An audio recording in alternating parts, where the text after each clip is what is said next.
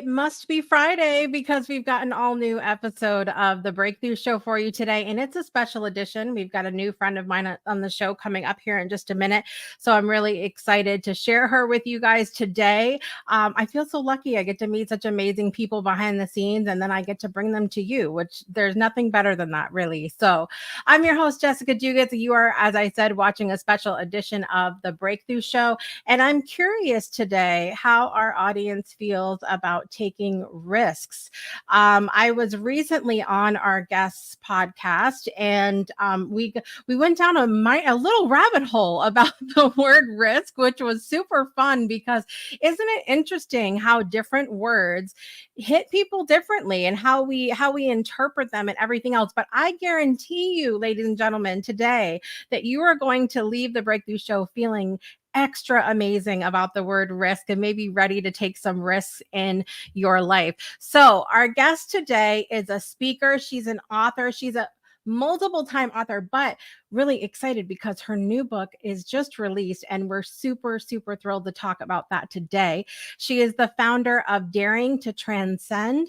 She's a strategic risk-taking coach. So if you do leave here today not feeling good about taking risks, I know where you can go to rectify that a little bit. So she was the first woman promoted to executive vice president at the AM Best company. And she's done so many amazing things. And I just want to get her out here so we can start to have this incredible conversation. So without further ado, please welcome author and risk taker Karen Ann Bulluck to the show. Karen, welcome.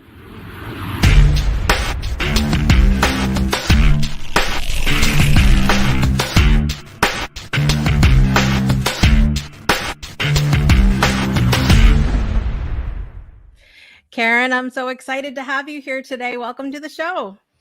Thank you, Jessica. I am so excited to be here. I had so much fun when I had you on my show that I know we're just going to have a fabulous conversation.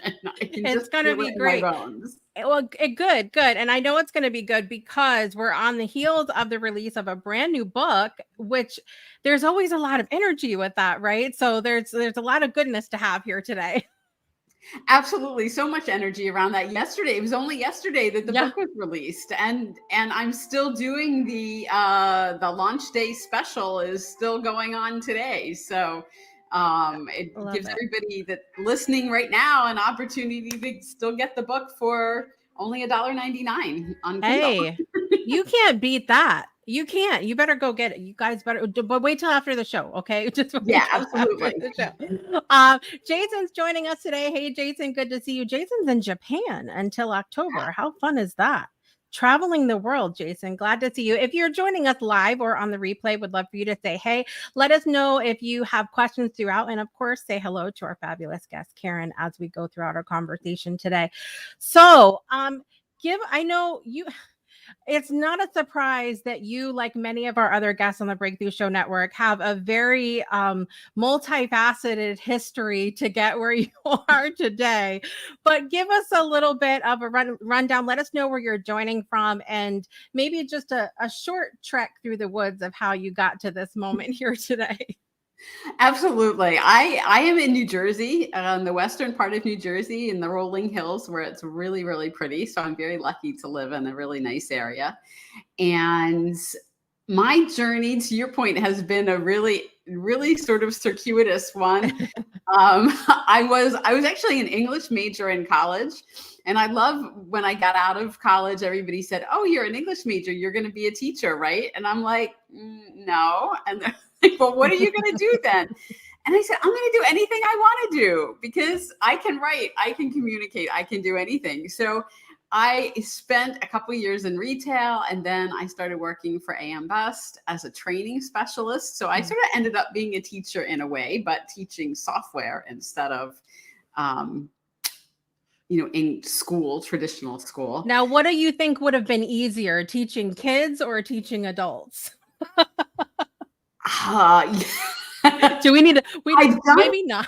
I have done both because I used to teach Sunday school and I was a swim coach in the summers. So I have taught kids, I have taught adults. And there's unique challenges for both. I'm not sure one's easier than the Good other. answer. Good answer. It's I love fun to do both. And Yeah. so I sort of got, working at AM Best, loving my job, loving the company, and started moving up the corporate ladder. I was really fortunate to have a boss who encouraged me to try new things, who allowed me to try new things. So I moved around into a lot of different departments, got to understand a lot of the different aspects of the business, work with different people. And, I really had a great career. I ended up being the executive vice president, the first female executive vice president at the company, Wow. which was really cool. But about, I'm going to say 3-4 years before I even got that promotion, I started to think, I want that promotion, but I'm not sure I really want the job. I was starting to feel like there's something more for me to do. There's something different. I'm not going to say bigger, but something different, something that's going to take me in a new direction. Right. And so I started exploring that, and I wanted to write. I knew I wanted to write. So go back to my English major roots. I did want to write. And someone encouraged me to get my coaching certification, and I really loved that. So those two things kind of work really well together. And one of the reasons I talk about risk so much is because I like doing different things. I like trying new things. I like being outside of my comfort zone. Yeah. Not all the time, but a lot of times I like pushing myself. And I know that that's really how we succeed and grow in life and become fulfilled. So I really want to help other women do that. That's amazing. That's amazing. There's, what, one of the things I wanted to ask you when I met you originally, you were talking about taking risks. Where is an area of your life that maybe you are not such a risk taker? Oh, that's a really good question. I would guess probably with some of my relationships. I tend to be very loyal. I have a small group of friends that are really, really close, and I love that. And so probably in the area of relationships, I'm less of a risk taker. Yeah. I think a lot of people could probably relate to that, because we know, like, in our world, right, we can control ourselves. We have more control over ourselves, right, than we can't control what other people do, how they behave, how they react, and all of that. So when it comes in relationships, it's like you have your part, which you have that control over, but then the other part, if you don't. So it's like, well, probably not going to push the boundaries where that's concerned. Yeah, I don't like to rock the boat in relationships, although I have been learning to do it, because one of the things that I've learned, particularly in becoming a risk-taking coach and putting myself out in the world, is that it's really, really, really important for me. And actually, this was true when I was in corporate too. Leading by example is one of my core values. So I feel like I have to, if I'm going to be out there talking about risks, I have to be walking that talk and doing that. So I'm learning to be more of a risk taker in my relationships, and challenge the status quo when I'm not getting what I need, and when, the relationships maybe aren't as equal, is the wrong word, but equivalent. They're not. Right. They're not mutual relationships. So I am learning to take more risks in relationships. Yeah. Maybe it comes as we get a little bit older as well, because I think I'm more of a more able to speak up for myself and what I want now than I was 20 years ago, for sure. And so it could be that too, just as maybe as we get older, we're more willing to take risks. Do you find that with any of your clients? It's interesting, because typically my clients are, say, 40 to 45 and older. That's the demographic I tend to work with. Yeah. And I think when women get into that age bracket, there's something that starts to ask those questions, like, is what I'm doing fulfilling? Is this all there is? And they do become more willing to take risks because they want more. You know, Right. they're not willing to settle as much anymore. And I think one of the reasons that women come to me and they work with me because they want to make changes, whether it's in their career, whether it's in their personal lives, they want to take more risks because they want more. And I love that. Yeah. Yeah.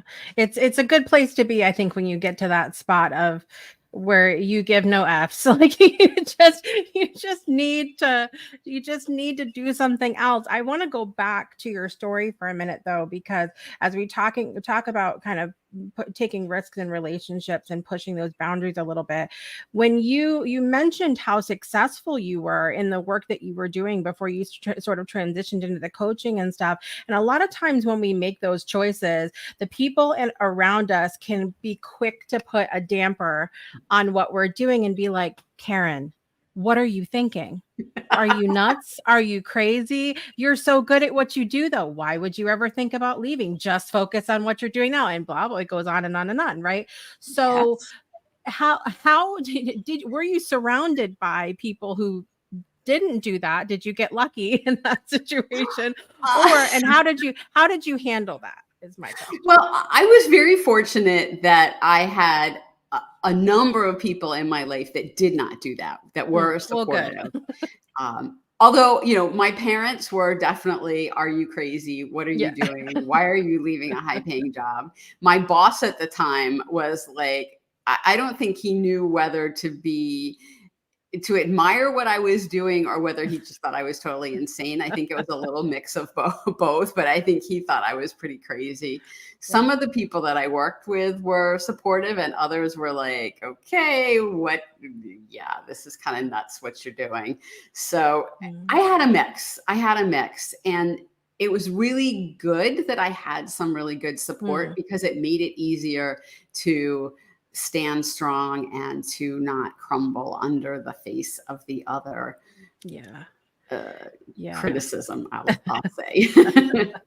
It can be tough, right? Like if that's all we had outside of us was people going, "Are you crazy? Why would you want to do something like that?" Then I think it would be easier for us to question ourselves and go, "Well, maybe this isn't the right path then." Yeah. Oh, 100%. We all need support. We all need Yeah. someone who's on our side. And Yeah. I had good coaches that helped me during that transition period for me. Like I said, my husband was also incredibly supportive. I had some friends that were supportive. So I did have a fair amount of support. Mm. And I really recommend that people that are going to try to make big changes like that, you need support. You Yeah. cannot do something like that Yeah. alone. Just can't do it. Absolutely. Absolutely. What would if you had a coaching client who was dealing with that exact thing where they had just everyone surrounding them was like, look, I don't, what are you doing with your life kind of thing. How do you recommend that they respond? Do you recommend that they respond at all, or do you just tell them like, just look, just keep moving forward? Well, it depends. It depends on the situation and who it is in their life that's pushing back on them. If it's somebody like your parents, at some point in your life, you just have to say, sorry, mom and dad, I'm moving forward. And, Yeah. Yeah. I appreciate your concern, but I'm not doing it. If it's something like a spouse, then often there needs to be some negotiation Yeah. that, uh, that takes place, whether it's, preparing financially, making other kinds of arrangements, whatever those Mhm. negotiations are, because we don't live in a vacuum and we do need to make plans. That's why I call it strategic risk taking, because we have to be Yeah. strategic about it. We have to be thoughtful about the risk Mhm. taking. And you and I talked about this a little bit in our other conversation, but Yeah. for me, when you think things through and you plan, when you have contingencies mapped out, that's taking strategic risk. When you're just doing something off, the seat of your pants and just Mm. doing it on the fly without any support, without any plans, just making decisions, then that's reckless. Yeah. And I Yeah. don't ever encourage people to be reckless. Yeah. It's good that you point that out though, because I think there is such a difference. And I'm curious to know a little bit more about what that strategy looks like. And I also want to get a little bit more into your author's journey as well. So we're going to take a quick break and come back and talk about Karen's books and dive in a little bit more to what it means to strategize your risk taking. So we'll be right back after this. Don't go anywhere. Breakthroughs are about more than you might think. They're about discovering who you are, digging deep, reaching to the core of your soul. They're about healing yourself, understanding your beliefs, creating a ripple effect. And it's not just those initial moments that matter. It's about using them to bring more joy into our own lives and the lives of others. It's about having fun, letting loose, enjoying every moment life has to offer. It's about finding a safe space.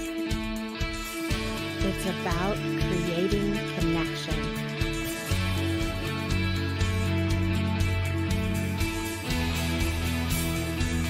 Join us each and every day for exclusive programming, special events, and a community to call home, where we invite you to explore, change the way you look at and live your life, and go beyond the breakthrough. So we ask you, are you ready? We'll see you online at thebreakthroughshow.com. Welcome back to this very special edition of The Breakthrough Show. We're talking about taking risks today with our very special guest, Karen Ann Bulluck. And before the break, Karen was sharing with us a little bit about not necessarily being reckless when it comes to taking risks, but strategizing a little bit. So can you give us like a couple ideas of what it means to strategize your risk taking? Because it's hard for me to really envision that something that I plan for can be a risk at the same time. Well, let's take leaving your job as an example, right? Okay. And whether it's you're leaving your job to find a new job or to go out on your own, whatever it is. But being reckless would be just to say, okay, I've decided I don't like this job anymore. I'm going to quit. You go in, you give your resignation. You've got nothing. Maybe you don't even have enough savings. Maybe you haven't put your resume together. You haven't done any kind of planning or strategizing for what happens after you pull the trigger, taking that risk. And so for me, it's putting together a plan. And when I work with women, there's sort of 3 pillars to my process. And one of those pillars is clarity. You need to know where you're going to. A lot of people will say, I'm unhappy in this job. Okay, so what are you going to do next? And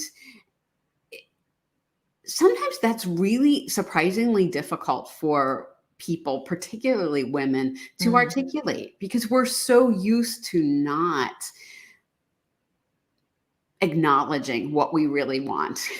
Right. And so the first step is to get that clarity, to explore what matters and find out really where you want to go. And then you need to develop an awareness. This is the second pillar of what's stopping you, where your mindset is that is going to prevent you from being successful in whatever it is that you're moving forward to. So that's another part of the strategy, is just understanding where you are and what needs to change in you in order to be able to really step into whatever next adventure you're seeking. And then the final pillar of it is trust, learning how to trust yourself, learning how to trust the universe, right? And that's a fun one, Karen. That is really a fun one. That is a fun one. But again, it's an important part of the strategy. So we work on those 3 things together. And with that, you come up with a plan. Okay, I need to work on this to improve these things in myself. For instance, when I was talking about getting my job and leaving my job and becoming a coach, okay, one of the things I had to do is get my coach certification, right? So put that together. And another thing that I wanted to do is make sure that I was financially in a position where, I had the backup not to have the pressure of having to make a lot of money right away in Right. my new career. And also to make sure my husband was comfortable with the whole situation. So Right. there were things that I had to put in place first, which actually took several years Mm, before I could say, okay, now I've done all the work here. Now I'm ready to take this step and take that risk so yeah. that it helps mitigate the risk. I actually worked in the insurance industry. AM Best is in the insurance industry, and I'm third generation in the insurance Oh industry. my Believe it or gosh. not.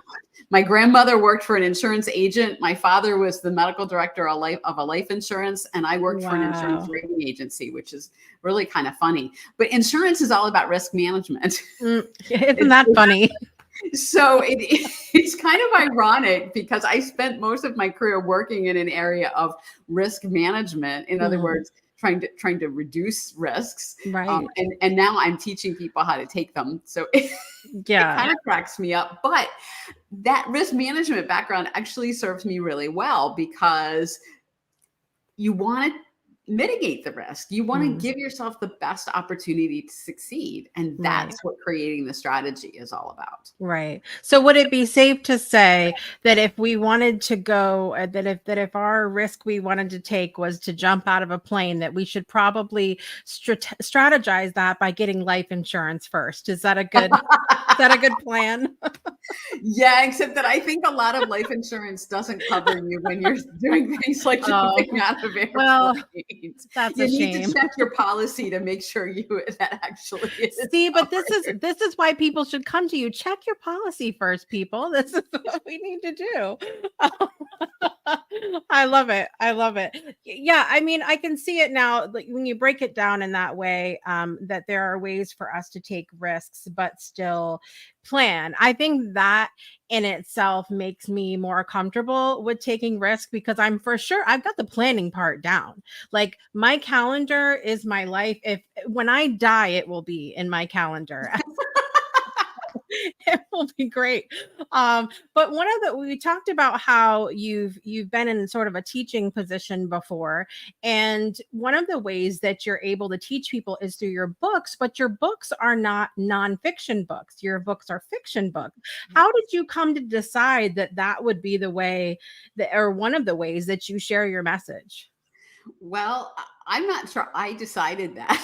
that I always say the characters in my books decided that because I Mm, actually started writing a book about leadership, about women's leadership, about mm, what I believed in as far as leadership when I left my corporate job. And I hated it.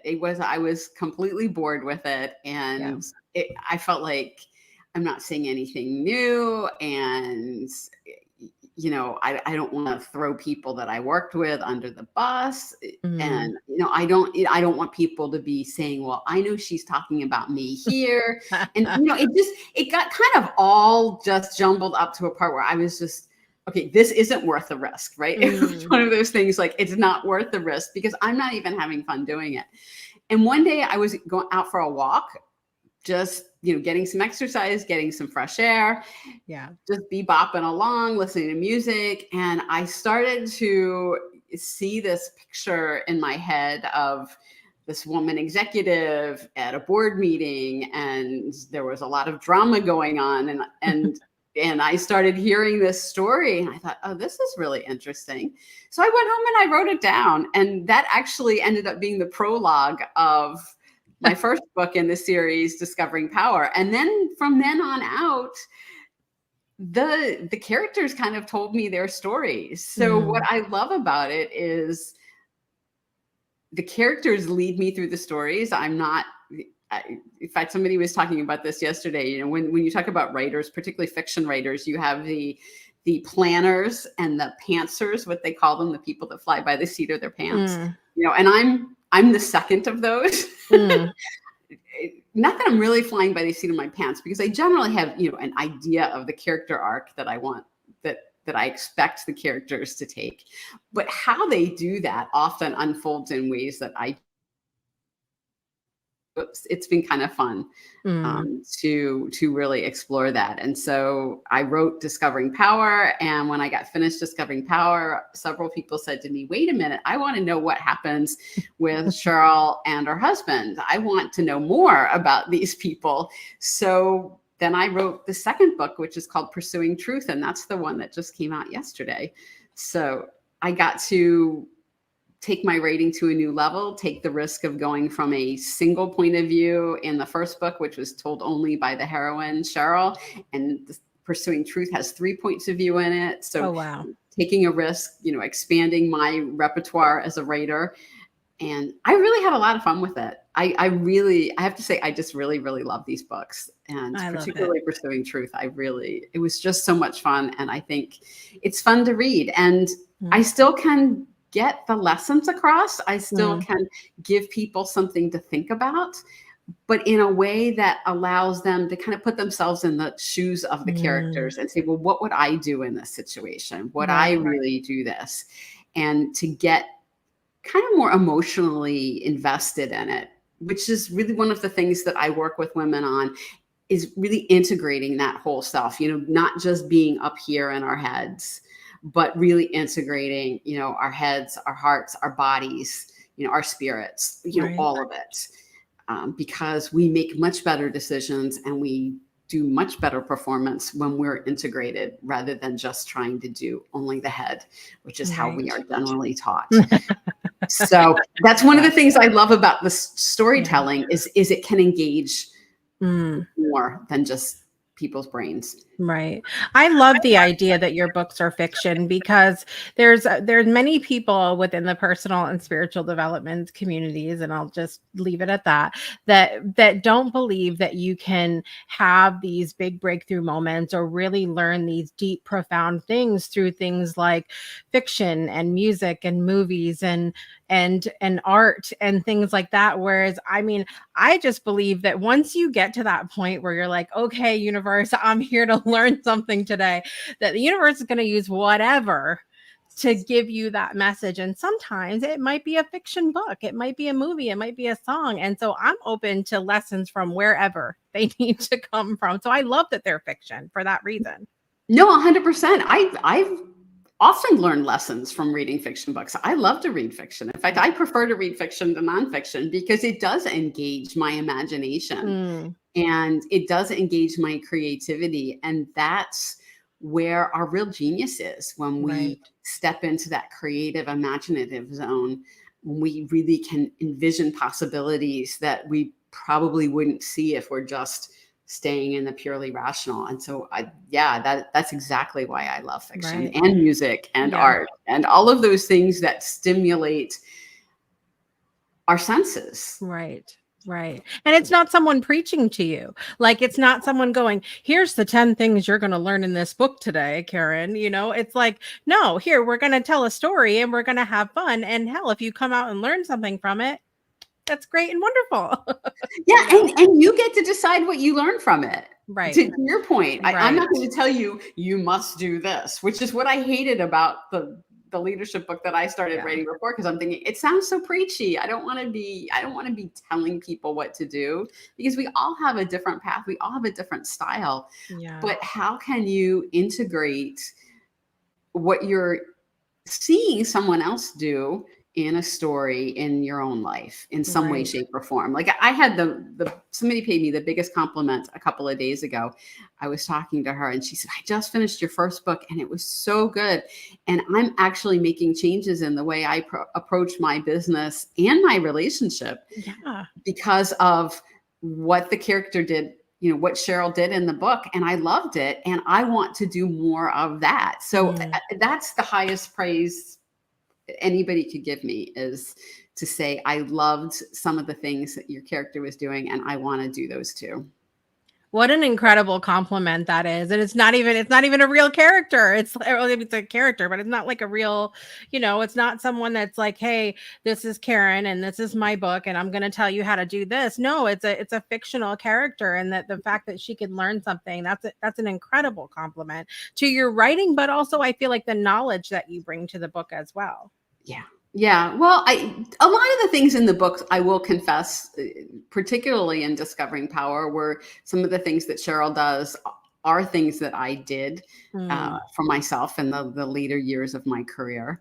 Not all of them. Some of them I wish I had thought of when I was still in corporate, but some of them were just really were really good practices that I use to Mm. help me manage my way through my corporate Mm. career too. I love that. And so I imagine that it was somewhat of a healing experience for you as well, because you mentioned that you were able to put in some things that maybe you wish you would have done as well. So I'm sure like you got to kind of live through Cheryl in a way and be like, here, go do that.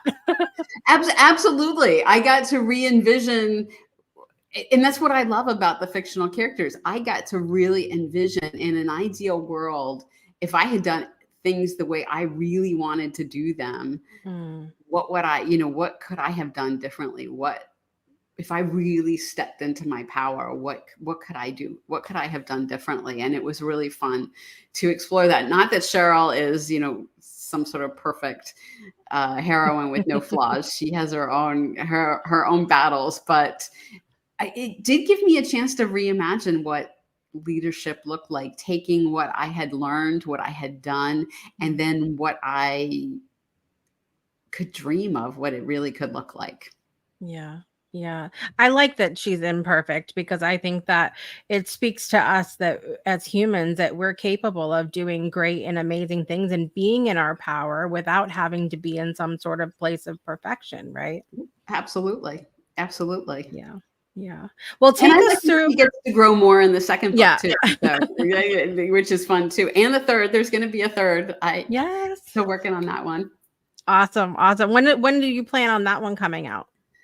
Sometime next year, probably the middle of the year-ish next Yeah. year, I hope. That'll be awesome. That'll be awesome. We love a good trilogy. That I think that's always like you can kind of bring it. Do you imagine could it go further than the three, or are you a hard stop at three? At the moment, I'm a hard stop at 3, but I've learned never to say never. Mm. I love it. Well, take everybody through a little bit of the premise. I mean, we kind of gave a few little hints in there, but take everybody through the premise of the book so they know what to expect when they go and pick it up. So the main character, Cheryl Simmons, is a corporate executive. She's an IT executive, which I was for many years. So, Mm. and she's faced in the first book, she's faced with a situation where her company has done massive layoffs, and she's really upset by it, and her team is really upset by it, and she doesn't know if she even wants to stay with the company because she's very concerned about the way they're handling it and the Mm. fact that they bring guards in to march the people out, and really just very inhumane. And so she starts to question, do I even want to be in corporate leadership? Do I even want to Mm. work for this company anymore? And she goes through a process where she has to try to reconcile that, to reconcile, how can I live with myself and still do my job? Mm. And can I even do Yeah. that? And so that's sort of what she deals with in the first book. And then in the second book, um, well, in the first book, her husband isn't always as supportive as he could be, and I'll leave it at that. And in the second book, she has to pursue the truth, which is why it's called Pursuing the Truth, about what's really going on with her husband and with their relationship. And you've got two people with, high-powered careers. He travels a lot. She works long hours. There's all of those things, and how do they reconcile their relationship in the midst of all of that? Oh, and by the way, he has a female coworker who is the third voice in Pursuing Truth, who may be thinking something a little bit different about what her Uh-oh. relationship with Dave is. This sounds juicy, Karen. It's very juicy. Yes. Yes. And in the meantime, there's also some intrigue at Cheryl's office where she discovers that some people are doing things that aren't exactly on the up and up there too. And she's got to investigate that. So she's involved in investigations all the way around at home and at work in Pursuing Ooh. Truth. This is good stuff. Okay, if these books were made into movies, who could you see playing the main characters? That's a tough one. I'm trying to think of a good female lead for it. I can't think of one. The name that popped into my head to play Dave, her husband, could be. I'd love to see Matthew McConaughey do that. Oh, that would be. I think he would be really good. I think he could be really good in that role. And Cheryl, I have to think about. It would have to be somebody with some gravitas. Let's see.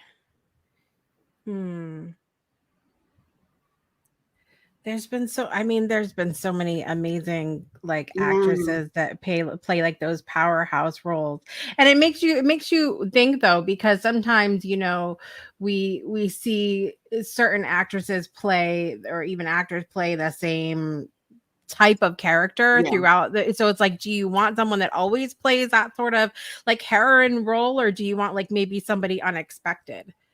I think for the heroine, I would like to see somebody unexpected in that role. Yeah. Because it's not your traditional powerhouse role that people like Meryl Streep have played in the past or whatever. It's because she's not that kind of leader.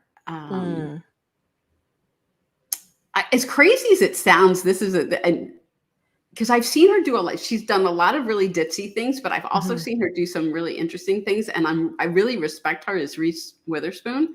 Oh, she's because she's a good businesswoman. Yeah. In addition to her roles. And I know she doesn't always play this kind of role. Right. But I bet she could actually do some interesting things with Cheryl in this. I could see that. Yeah, because we are used to seeing her in more lighthearted sort of things, but I would love to see her in like a super powerhouse role, because even like, for example, when she was in Legally Blonde, there were those moments when she sort of got out of that and you're like, oh, who is this? And so that would be cool to see that, I think. Yeah, I think that could be really cool. And I think I would love to see her do that, because to your point, in Legally Blonde, there were times where she got out of the ditzy blonde thing, and she's really a talented actress. And I know she is. I'd love to see her, just go in a different direction with it a little bit.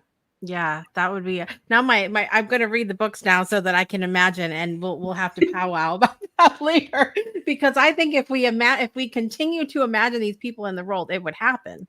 Right? Like we could. Well, I would love to see these books made into movies or TV series, because I think they would be really powerful in that context. So I will just put that out there to the universe. Yeah. We're doing it today. That's what we like to do here on the show. We like to manifest new things that are amazing and wonderful. So that's what we're doing here today.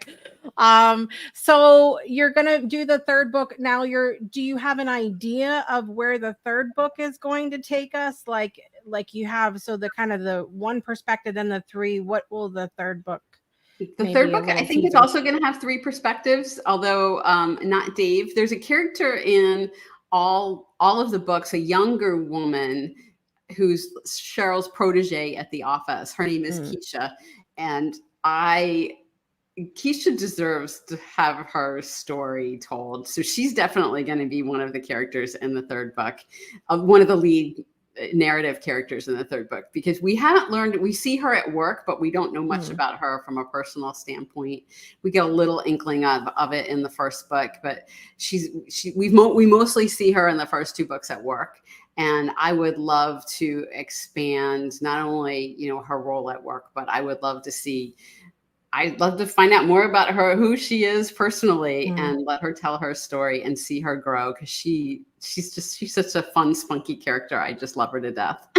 That's awesome. And I love how you did talk about that as well. Like you're just as excited to see these characters come to life as like the people that you hope to read the book as well. Yeah, I love the characters. It's really funny. They've sort of become companions for me too at different times. And, they're not always perfect. Some of them are a little hard to like at times, but there's pieces of what I love about fiction is there's pieces of all of us in these characters. Yes. And everybody, when I wrote my first book, everybody, particularly people that I used to work with, were like, "Oh, this is this person, and this is this person, and this is this person at the office," and it's like, no, no, yes, this person but does no. have some aspects of whoever, but they're not them, right? You cobble things together from who you know, and then they develop their own personalities and their own style. So. Yeah. That had to be fun though, to sit back and listen to that chatter. Like just a little bit like, oh, that's who you think you are. I'll tell you who you really are. Well, the most fun thing about that was that one of my husband's colleagues decided that he was Dave in the first book. And Dave, like I said before, isn't always as nice as he could be in the first book. And so this coworker of my husband started going around and telling other people in the company, "Oh, Reed's wife wrote this book and he's Dave in the book." And it's just like, my husband was like, "Oh no, we've got to stop this." So he got me on a call with his colleague. Oh my gosh. You have to convince him that I'm not Dave, really. So I did. And it was funny. We laughed about it. Oh my gosh. Now it's just a running joke, but it was so funny because he was completely convinced that my husband was Dave. Because there's some superficial characteristics of Dave that, are similar to my husband. So yeah. I was gonna ask because I know that you said Cheryl had some of your qualities. I was gonna ask if Jade had some, but I didn't know if we wanted to go there on the show. Dave has some superficial qualities of my husband, like, similar type of jobs and stuff like that. But his character, particularly in book 1, is not like my husband's character. Good to know. For those of you that read the book, you don't have to worry. That's not Karen's husband being portrayed in the book. I love that. Well, I have some more questions for you about sort of the journey of writing. We'll talk a little bit more about that for any fellow authors or aspiring authors that are watching the show today. And of course, let everybody know where they can find your book and all of that when we come back from this break. One of the people in our lives here on the Breakthrough Show Network who took the risk to love when it wasn't always easy was our friend Dorothy Auger, who passed last year. And I'd love for you to listen to her version of the For Love poem, and we'll be right back after this.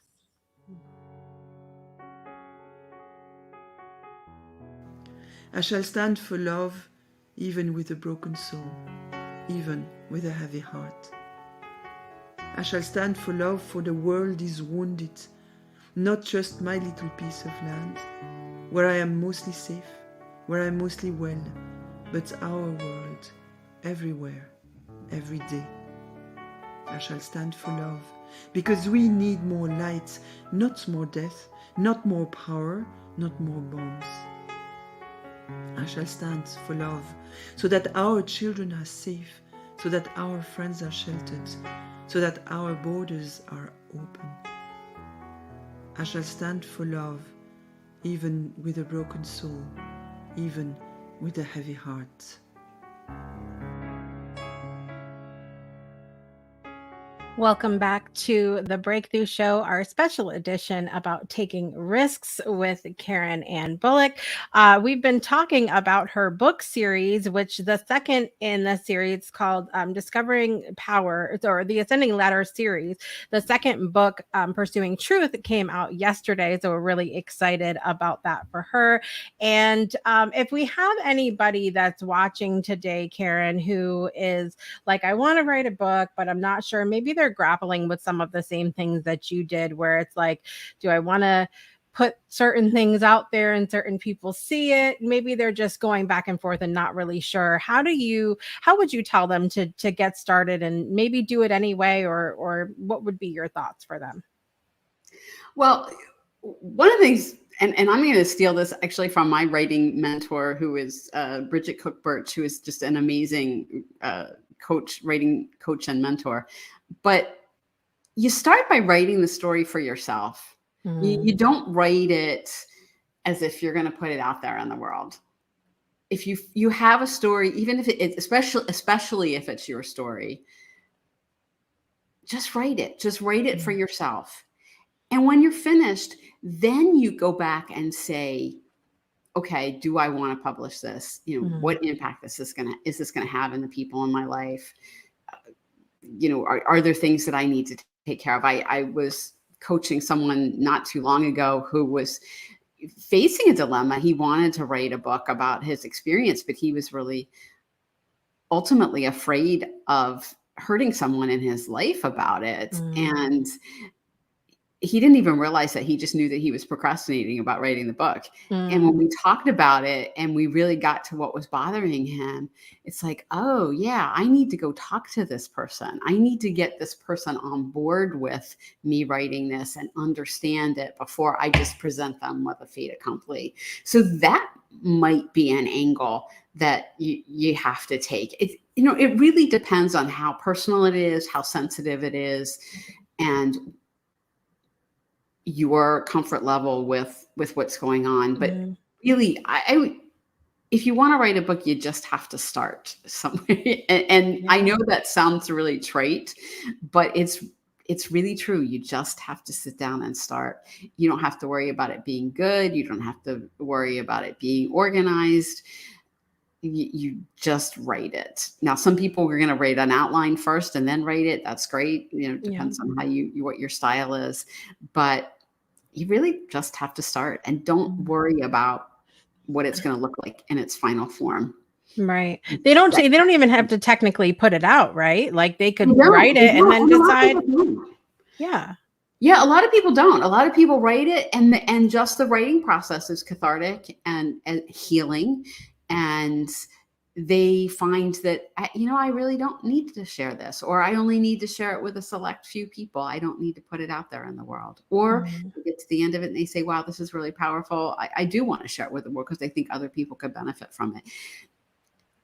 But you don't have to know that when you get started.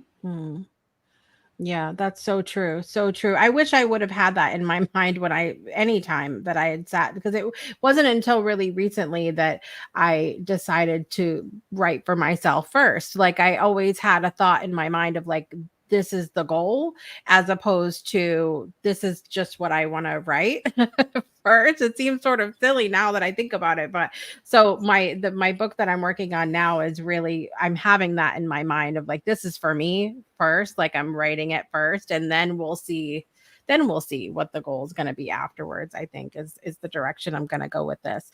What are the overall themes in your books, Karen, and are those themes that carry over to your coaching practice as well?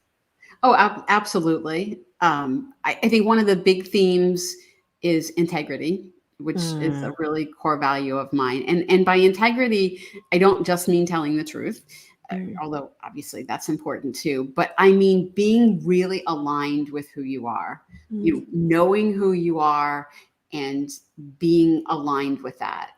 I talked earlier about leading by example and walking my talk, but for me to get to that process, I had to go through the process of sort of unlearning all of the things that had turned me into somebody, eventually that I really wasn't, that wasn't really me at the core.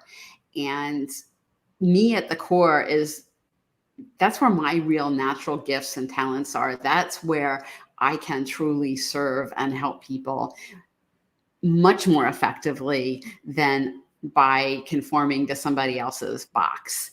And so the integrity piece of it for me is really, and as part of the journey that Cheryl is on, is who are you, what really matters, and how can you embody that? How can you truly be that in the world?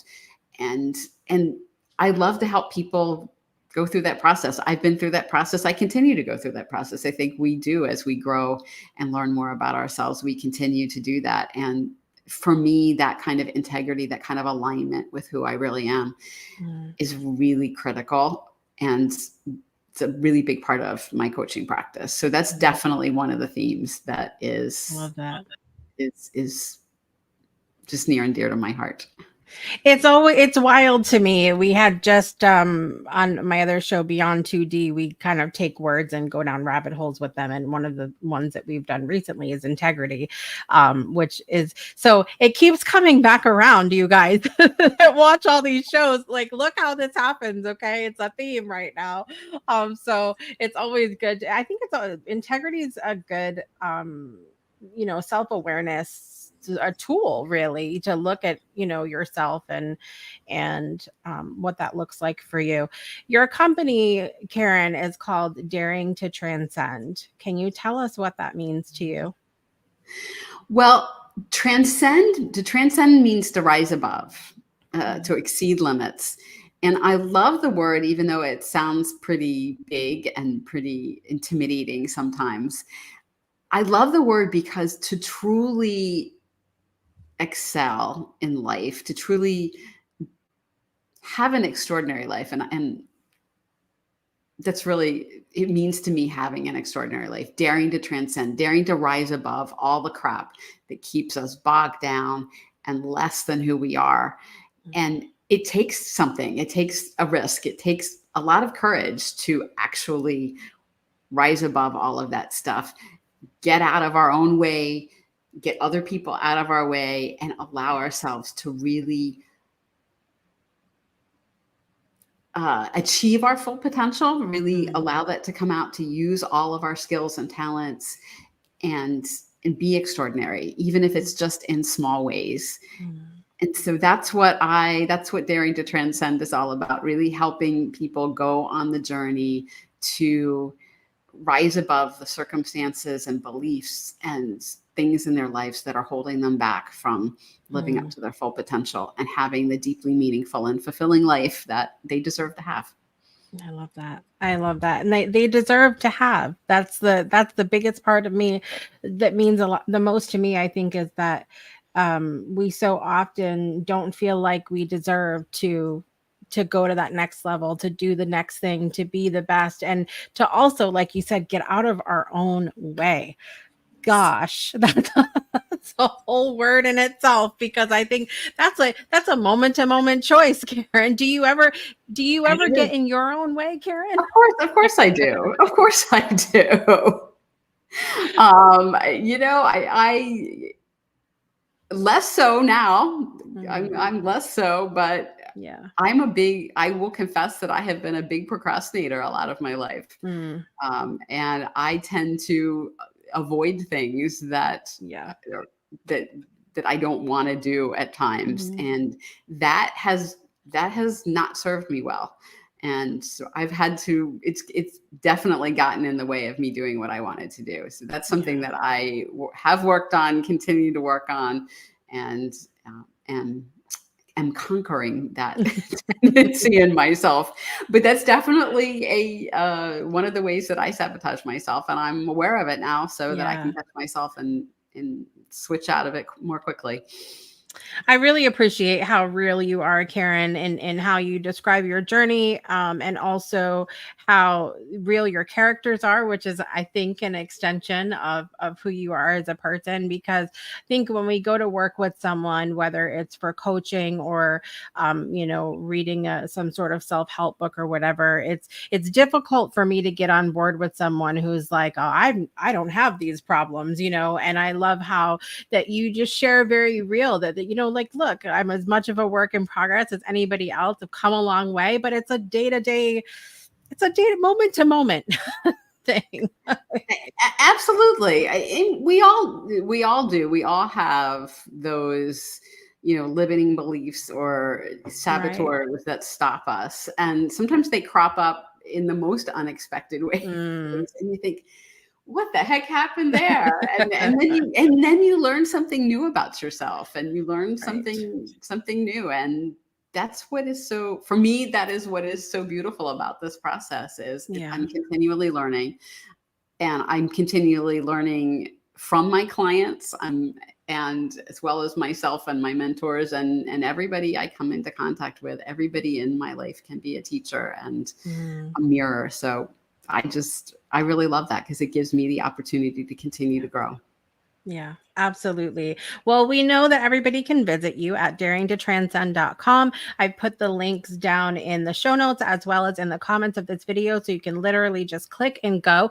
What can they find on your website? And then obviously this particular link goes to your newest book as well, Pursuing Truth. So tell us what they can find on your website and also about the deal you have going on with your book right now. So they can find information about my services on the website, my coaching programs, one-on-one coaching or spot coaching. I do different kinds of programs for that. They can find information about my speaking because I do speaking for events. So the topics, obviously risk-taking is one of the topics I talk about, but so is imagination and creativity. So those are fun. And of course, the book right now, I'm having a special launch price for the ebook of Discovering Power on Amazon. I mean, of Pursuing Truth. Now you've got me doing it. Of Pursuing Truth on Amazon today. Probably is going to be the last day that it's going to be $1.99 for the ebook. But I really want to get the book out to as many people as possible. And I just would love people to read it and enjoy it and get as much joy from it as I have. So you can look me up on Amazon. Just make sure you spell Bulluck correctly because everybody wants to put Bullock, but it's not. It's Bulluck. Even if you put it in correctly, it will auto correct to the other thing. So check that, everybody. Some of us know it does. So yeah, you can look me up on Amazon and find my books, or you can click on the link and that will take you to a page where you can get the links to buy the books and get a little bit more information about it, including some of the things that some of the early reviewers said about the book. If you want a little bit more background before you jump in, you're welcome to check it out there. I love it. I love it. Karen, thank you so much for being here today and sharing your story and sharing your characters with us and some of the lessons that we're going to learn in your books as well. And I hope you'll come back when you get ready to launch the third book and let us share in that with you as well.